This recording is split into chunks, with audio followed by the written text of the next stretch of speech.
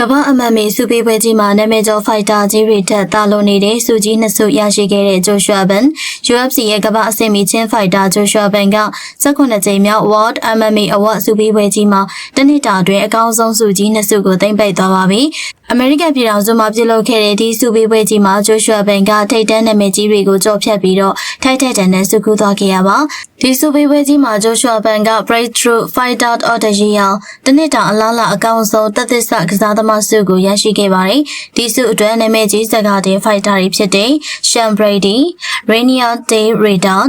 Dakota Dichibaဂျင်းဆယ်ဗာတို့လိုမျိုးထိပ်တန်းကစားသမားတွေကိုကြော်ဖြတ်ပြီးတော့စုခုနိုင်ခဲ့တာဖြစ်ပါတယ်။နောက်ထပ်စုတစ်ခုကတော့ Fight of the Year တနစ်တာအကောင်းဆုံးပွဲစဉ်စုဖြစ်ပြီးတော့ UFC ပြန်ပွဲတုန်းကကမ္ဘာပရိသတ်တွေကိုရှင်ခုန်စေခဲ့တဲ့ Brandon Rival နဲ့ Joshua Van တို့ရဲ့အကျိန်နဲ့ပွဲစဉ်ကတနစ်တာအတွက်အကောင်းဆုံးပွဲစဉ်စုကိုရရှိသွားစေခဲ့တာပါ။ Joshua Van ကစင်ပေါ်တက်ပြီးစုယူတဲ့အချိန်မှာရိုးရာဝတ်စုံဖြစ်တဲ့ချင်းရိုးရာဝတ်စုံကိုဂုဏ်ယူဝင်ကြွားစွာဝတ်ဆင်ပြီးတော့တက်ရောက်ခဲ့ပါတယ်။စူပလာကြီးကိုကံမြောက်ထားပြီးသူ့ရဲ့စ조사မှုနဲ့အတူရလဒ်တွေကမြန်မာနိုင်ငံသားတွေရဲ့ဂုဏ်ကိုမြင့်တင်ပေးနိုင်ခဲ့ပါတယ်။ UFC ရဲ့ Flyweight ကစားသမားဂျိုရှွာဘန်ကအခက်အခဲတွေကိုအားကစားစိတ်သက်ဇွဲလုံးလာတွေနဲ့ကြော်ဖြတ်ပြီးတော့ကမ္ဘာကအတိမတ်ပြူရတဲ့အဆင့်ထိရောက်အောင်ဖော်ပြသွားခဲ့ပါပြီ။အောင်မြင်ချမ်းသာလာချိန်မှာကိုယ်ပိုင်ရိုးရာယဉ်ကျေးမှုကိုတန်ဖိုးထားတာကြောင့်ဘန်အတွက်အမြဲဂုဏ်ယူနေကြတာပါ။ဘန်ကိုဆက်ပြီးတော့အားပေးကြမှာလားဆိုတော့ comment မှာပြပြခဲ့ပါအောင်ရှင်။